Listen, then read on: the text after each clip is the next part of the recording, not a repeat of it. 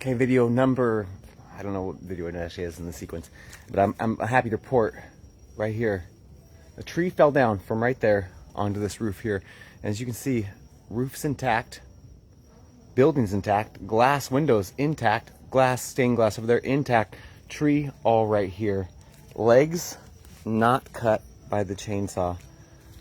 So what can we learn from all this?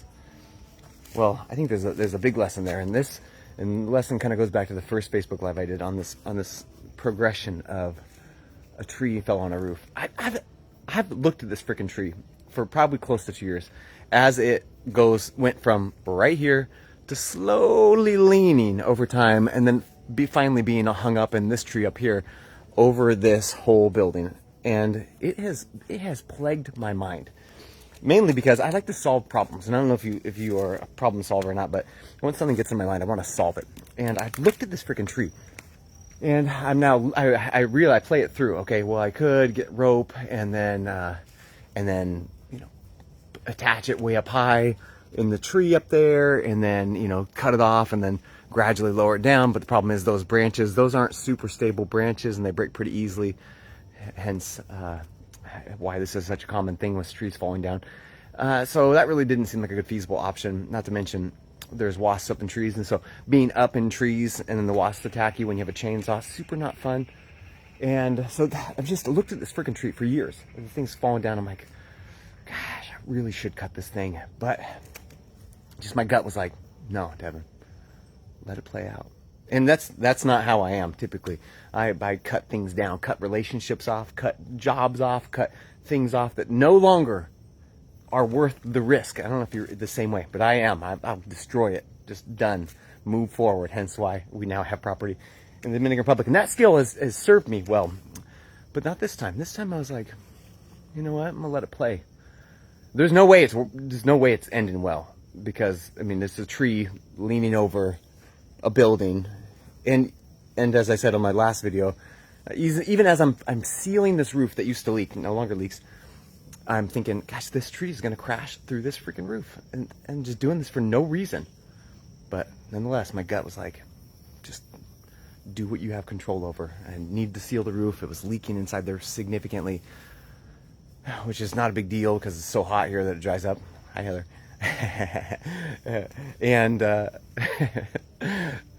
And so it's not a big deal, but it's like needs to get done because the whole having water inside that building's area is not super good. So I'm like, okay, well, I get the sealant stuff, seal the roof, and the whole time I'm like, it's not stressing me to the point where it's bothering me, but it's on my mind. You ever have one of those things where it's just like on your mind, you're like, oh, I just want this to be done. I see this problem, and it seems irresponsible to let it continue on. However, my gut was saying, let it ride. So now, come back this trip. Sure enough, tree had fallen over, bent this fence way in, that then allowed these savage dogs that are running around right now to get inside and kill the majority of our chickens. Because Dominican dogs, they don't care. They kill everything and anything that they can get their hands on to eat them. And there's no training them. It's like they're just naturally just aggressive towards other animals. I mean, you can hear them at night. They fight each other at night. It's like during the day, the Dominican dogs, they'll be chill, they'll lay down. I mean, you walk right by them and they don't care. But at night, they just fight with each other. You can hear them off in the distance, like what a battle royale. And that's what our joke is. They just rest all day so they can just fight all night. And so dogs kill the chickens. That's not good. It's on the roof, but the roof's not leaking.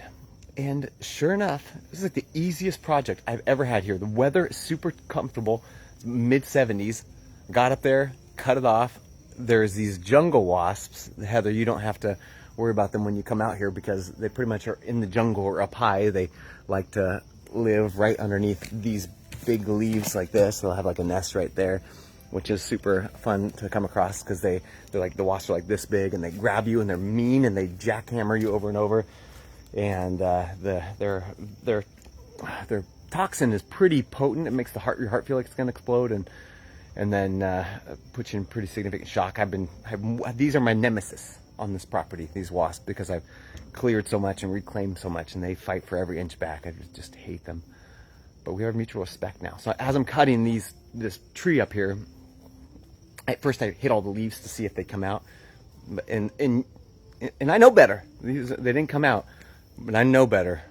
Yeah, don't worry about any of that stuff. Yeah, I clear away with my body for the wasps, and these wasps hit the leaves and none of them come out because they swarm and they attack aggressively because they're super territorial. So I've learned how to dance with these wasps.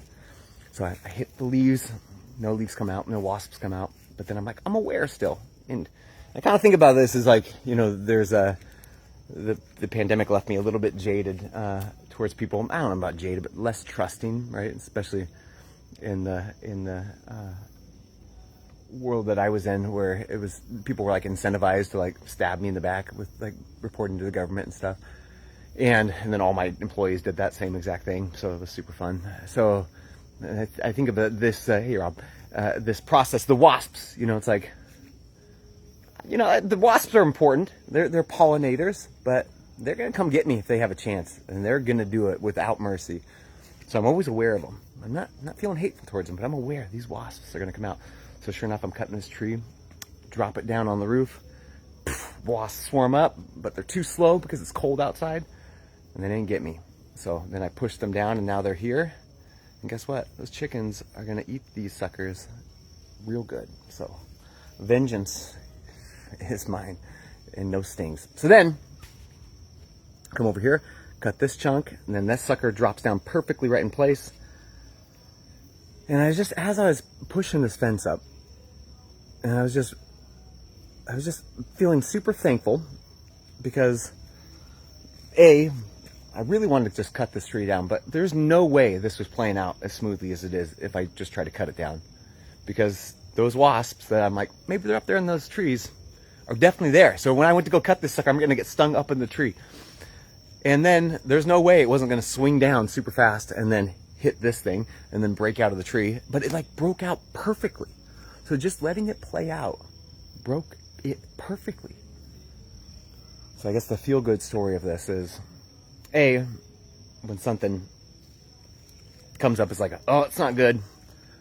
It could just be the survival part of the brain being like, that's a problem. But then immediately, my logical sequential planning part of my brain, that gut response part of the brain, and that's the thing, is like people think of like gut issues, they say gut's the second brain. The reason why the gut's the second brain is because that's where the vagus nerve is functioning. So when the vagus nerve is healthy because the prefrontal cortex is firing, their gut is healthy. So that gut response is because that vagus nerve is sending the safety signals back to the brain. So my gut response was, don't cut this tree down. And I'm happy to report, mission accomplished. Fence is back up, thing is down perfectly, roof is still sealed, and I didn't get stung. Freaking good day for something that I thought about for 2 years. So now that I understand more how to control the reset process, I wonder, this is my thought that I had today. So I wonder if whenever there's like a thought like, oh my gosh, I'm worried about this thing, oh my gosh, it's going to play out, it's going to be really bad. But then the gut response is like, no, it's actually all good. Don't worry about that. It'll work itself out. I wonder if I could get reset enough times, do like the nervous system reset, if I could do it enough times to then not go back to it. Because like I said, every time I've walked by this tree, I've looked at it and I've thought about it. It's been on my mind. And I don't know about you, but I have limited bandwidth, so I don't like things on my mind that aren't useful. So more research to be done. As of right now, though, I'm going to go have some dinner. What do you think, Chelsea? She waved and has her hands on the hips. There she is. You want to say hi to Heather or Rob? Hi. Heather's going to be here one day. Rob will also be here one day, but I haven't locked him in yet. I'm going to, though. Look at this beautiful thing. He says that they want to come, so. Amy said it. Okay. Rob, go ahead and just, let's get your registration filled out then. If Amy said it. You're the man that said. I mean, technically she said after they get their debt paid off. But. Okay, perfect. Well, order's a tricky thing. I mean, we're always going to have debt. I mean, it's like house payment or whatever. Opportunity of investment. Taken by. Especially the riveting little experiences like this today. Okay. Okay. Oh, Heather says hi. Heather also says, see you soon. Yay! Do you want a little walk through tour right now since you're on? I should do it, huh? Why not? Okay, I don't know. Okay, this is the chicken area, Heather. You're getting a little tour right now.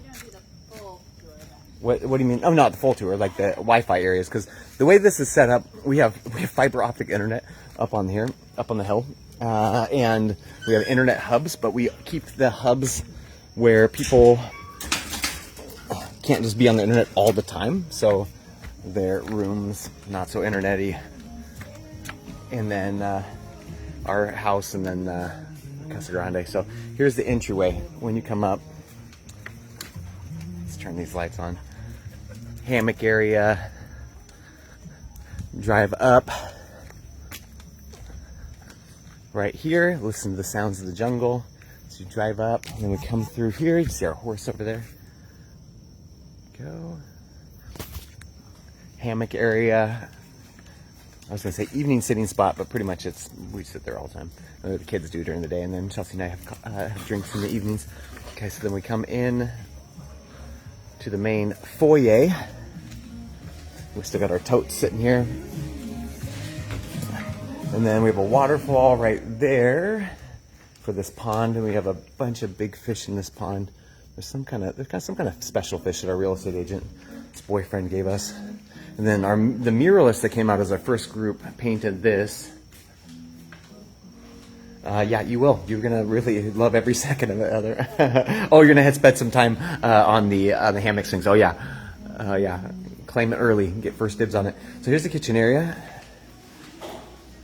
and this is where the magic happens. See this right here? This humongous bar. This was a piece of wood that we pulled from the river. Look at how long this thing is, and it was. They had our neighbor Pedro had harvested some wood that had fallen in the river, and it's illegal to cut down big trees here. So anytime anything's in the river or it's fallen down or dead, then they can claim it. So they're in there and they cut this tree up. This humongous tree. It's hardwood, and they left this sliver of it. Not sliver. I mean, this is still 3-4 inches thick, and then super thick in the middle there. And so I'm like, oh my gosh. This thing is gonna be an epic bar. It probably weighed. It was like, it had to be 800 pounds. I mean, Chelsea and I had a strap on it, had a vehicle pulling it, and we could move it a couple inches at a time. It took us 2 hours to get it like 25 feet up the bank to the road, and then we winched it into the back of our truck bed, and then hauled it up here, and then dried it out, sanded it, and then stained it. So this is my beauty here. Ooh, it's nice. Okay, so then on with the tour. So this is where we sit in the evenings. It's cloudy right now, so we're not getting a good sunset. Listen to that sound.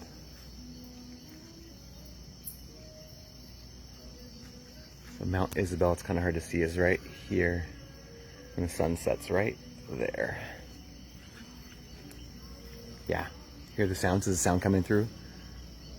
It's just like a flossing of the nervous system, just immediate ease, so sensory stimulation. And that's the one thing that's so stark when we go back home, like how it's silent inside and then it's just like busy noise outside. Where here, there's always this like background sound of life.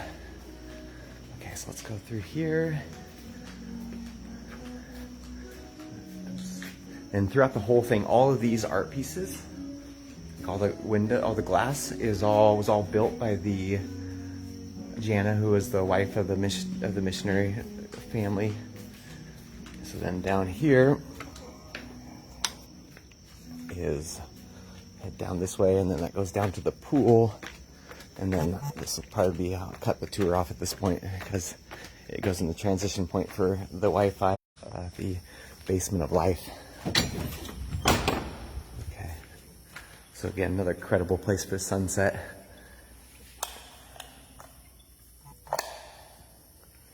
And then this is the other mural that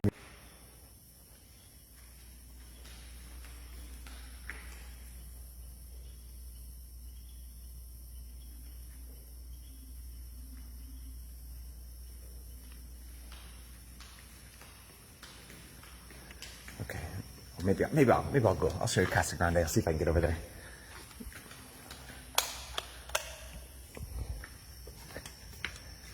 So one of our projects, which we'll do a highlight on, is we have this pool, and it is doesn't look very good right now, because we've been gone. So the maintenance has been down, so it's all green right now. And what has been bothering us for a bit is the fact that it takes so much chlorine to keep this pool clean. So here we go. There's a walkway here. So I mean, basically it's like this natural oasis and then this chemical soup that we call our pool. So what our plan is, and we've been doing a bunch of research since we've been back, is to turn it into a living pond. So part of it is a shallow part that we're going to section off. And then what you do is you put this like filter down, and then you plant plants in it. And then you run the water so the water filters through the plants. And then what it does is actually cleans the pool. So it's not all murky and green and gross. It's just a clear living pond pool. And then that way we don't have to have so many chemicals in it and have it be just this poison thing. It's incredible, but it is not good. I mean, the amount of chlorine in it is staggering. All right, so then this is right here. Call it this. It's very symbolic because when you come up from the pool, this is super slippery and dangerous, so you could die on it pretty easily because your feet go right out from underneath it. And then, and again, like the sound is like, so this is the walkway down to the pool. And then this is our first bunk housing. It's not really bunk housing, it's not bunks. First, you come up with a better word than dorm or group housing. Casa Grande, which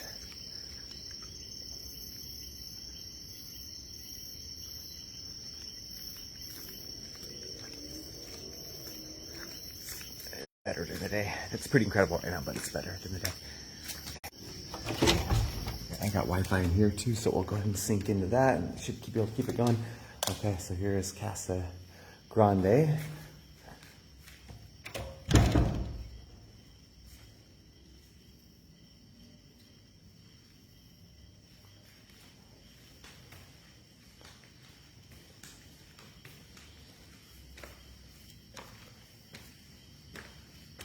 And again, all the rooms are open air, so it's just natural detoxification process the entire time. Because just simply being here in the jungle, everyone that we've had out here, within one day their heart rate variability is improved. And so, which means that the nervous system shifts into a healing mode, which means you're letting go of stress and then also detoxification process. Here we go. And so there's a book called Dirty Genes, which it's written by a naturopath, and he was saying that something's crazy amount of recirculation of toxicity within homes that are closed up, and the benefits of sleeping with your window open versus at night. But this whole place just simulates just being outside without having the bugs and the kind of the things that you don't want to have inside, because it's all screened in now. My brother, so let me, actually I'm going to go down the other way. We haven't cleared this one yet. The jungle takes it back pretty quickly when we're gone for even a couple months. Right there. So look at this. There, I'll show you this too. Even this, like this, these cactuses are super good for you. Everything here. These guys right here are called Moses in the Cradle. Let's see, there's this little purple flowers, like little white things inside of it. And it pops out like a little baby head in a bassinet. Or a basket. Oh yeah, you can walk on stairs all day long when you get here. It's a small thing, kind of a funny thing. I remember back when I broke my back and I could barely walk, and then now I run marathons with relative ease. It's like a funny thing. Once you lose the ability to actually move, kind of you appreciate it more, don't you? No, you're Heather. Like when you can't go upstairs, when you can, it's like, woo, I'm crushing these stairs. Versus someone that hasn't lost their mobility, it's like, I don't want to take the stairs. When you lose something, you really appreciate doing it quite a bit more, don't you? Okay, and then I'll see if I can come around over here, because this is one of the cool things about here. And So if you come out here, it's darker on camera than it is in real life. So I don't know if we can appreciate this little snippet here. So these are the outdoor showers. So a shower right here overlooking the jungle. And the showering process here, because almost all the showers, I'll show you, there's one indoor shower that it's actually not an indoor shower, it's still outdoor, but it's a little more okay. So this is the girls' dorm, and it actually is private as far as anyone could actually see what's going on, but still some people get a little bit nervous about showering out in the jungle. So then this room right here, let's see if I can turn the light on. Check this out. So this is the bathroom. There's all these crazy art things here. And so then this one right here, there's a shower inside, and then you can go, again, it's hard to see, you can shower out within the jungle.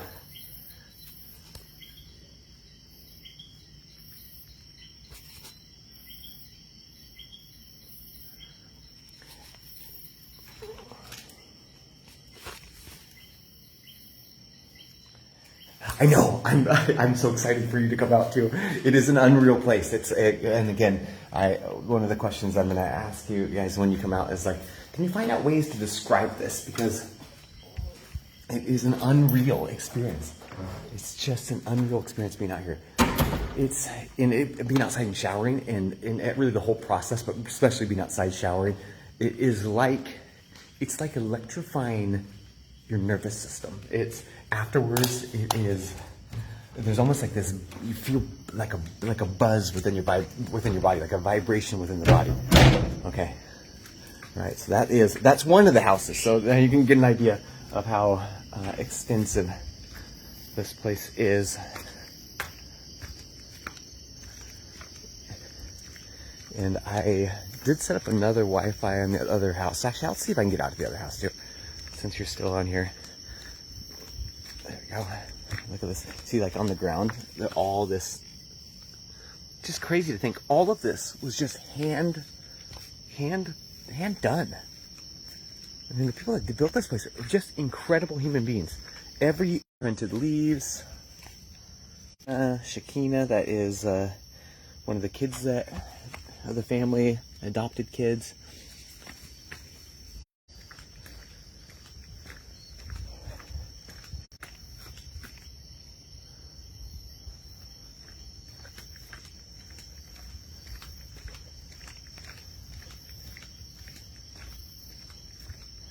And there actually is, one of the houses is a fully screened room.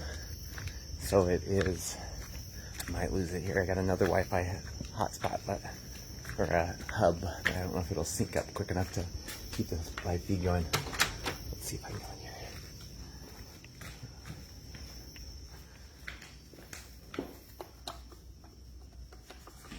Okay, here we go. And this is bunk housing number 2. This is primarily the guys bunking, unless we have a full bunch of girls that are coming out, and it'll be girls also. And then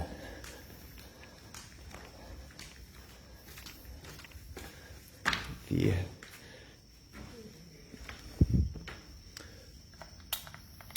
bathtub on this one, it is, look at this, all custom stone, and then rock, concrete and rock for the shower. Isn't that wild? It's just crazy. Look at this.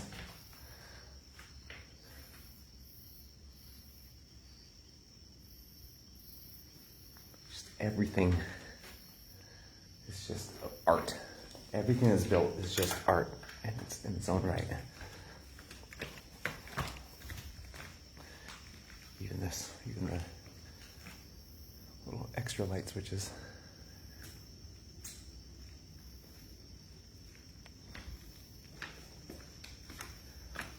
Okay, I think that's gonna conclude the tour, because I can't get much further out away But down. I guess I can try. I guess I can just see if I can get up there.